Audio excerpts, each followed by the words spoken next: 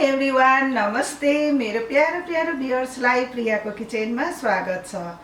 आज चाहिँ मैले तपाईहरुको लागि आलुको पकौडाको रेसिपी लिएर आएको छु।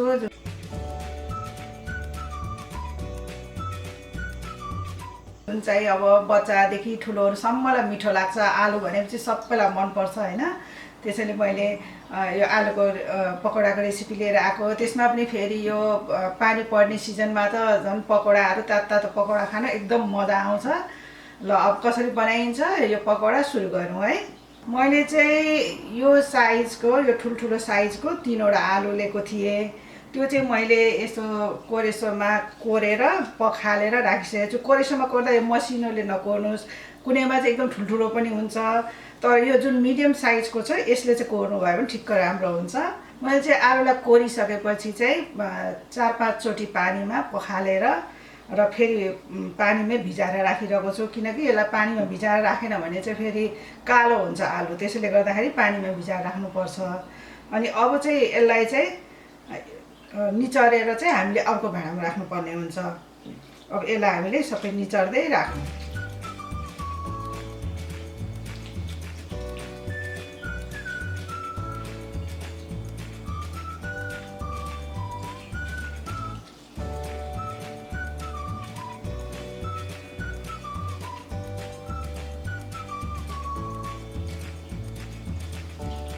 यो आलुको पकौडा बनाउँदा तपाईहरुले आलुलाई नताछे पनि हुन्छ। मैले चाहिँ ताछेर राखेको छु। नताछी बनाउँदा पनि मिठो हुन्छ। मैले सबै आलुलाई निचरेर राखिसके। अब यसमा चाहिँ हामीले मसलाहरु राख्नुपर्छ। त्यो मसलाहरु मैले यस प्रकार लिएको छु। यो लसुन पिसेको 1 चम्चा लिएको छु। अनि अदुवा पिसेको 1 चम्चा लिएको छु। र यो हरियो खोर्सानी दुईटालाई चाहिँ मैले यसो कुटेर राखेको छु। अनि त्यस्तै कुटेको क्रस गरेको यो सुकेको खोर्सानी पनि मैले 1 चम्चा लिएको छु। यो सबै अब यसमा राखिदिउँ।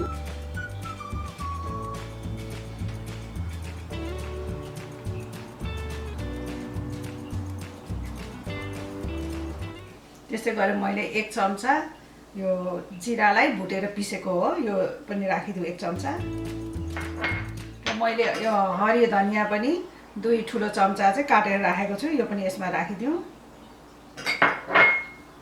अब नुन चाहिँ आफ्नो स्वाद अनुसार राखौँ हैन। तपाईले कतिको खानुहुन्छ त्यही अनुसारले राख्नुस्।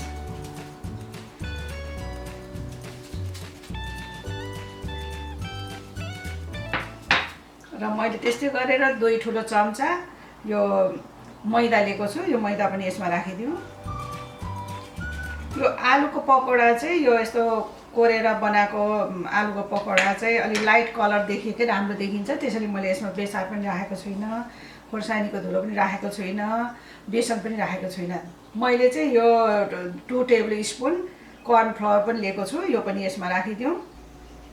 कर्न स्टार्च, कर्न फ्लोर जे भन्नुभए पनि हुन्छ, यसमा राखिदिनु।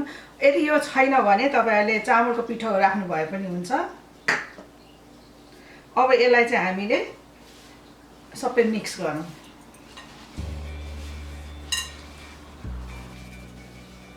यसमा चाहिँ सक्दो हामीले पानी नराखेरै मुसेको राम्रो हुन्छ।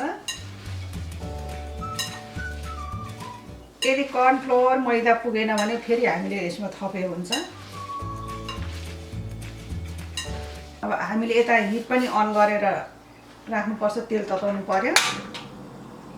पहिला हाई हिटमा राखेर तेल तताउँ, त्यसपछि अनि हामीले मिडियममा राखेर पकाउनु पर्छ। अब तेल ताति पनि सकेको छ। अब हिटलाई चाहिँ मिडियम टु हाईमा लैजाउँ।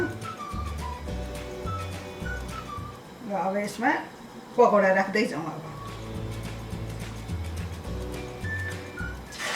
तेल धेरै राख्नु हुँदैन यसमा, ठिक्क तेल राख्नु होला।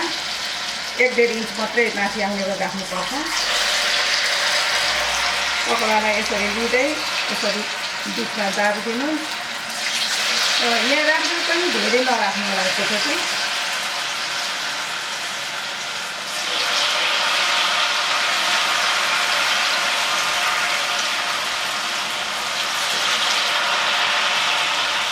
यसलाई चाहिँ 1-1.5 मिनेट चाहिँ एक साइडबाट पाक्न दिनुपर्छ।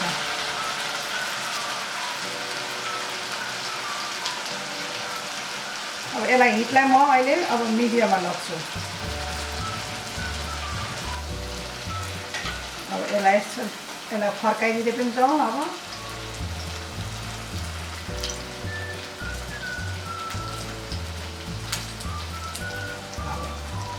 यो भइसक्यो। यसलाई धेरै डार्क बनाउनु हुँदैन, यो अलि लाइट कलरै राम्रो देखिन्छ।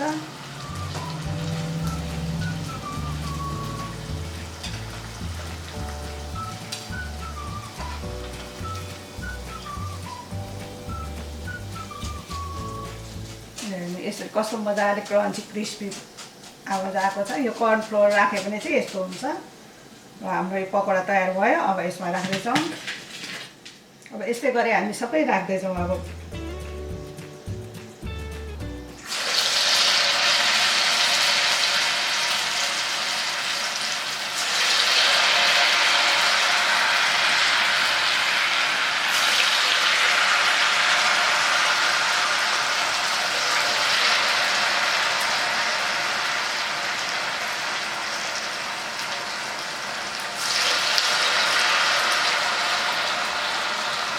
फेरि यस्तै गरेर यसलाई 1-2 मिनट एक साइडबाट पकाउँ, अनि त्यसपछि फर्काइदिनुपर्छ।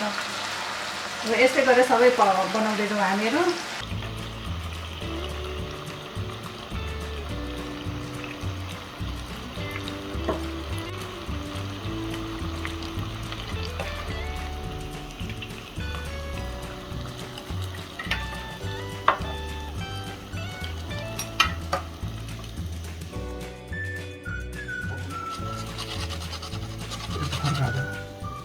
मेरो सबै पकौडा बनाइसकेँ मैले। अब म सर्भ गर्छु है।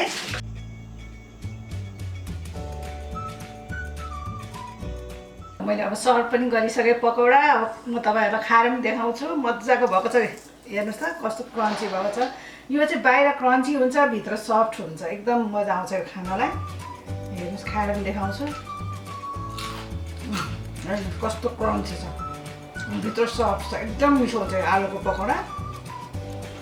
म चाहिँ सससँग खाँदैछु। तपाईँहरूले खानु मन लाग्ने अरू अचारहरू बनाएर खाए पनि हुन्छ। मलाई चाहिँ सससँग एकदम मिठो लाग्छ।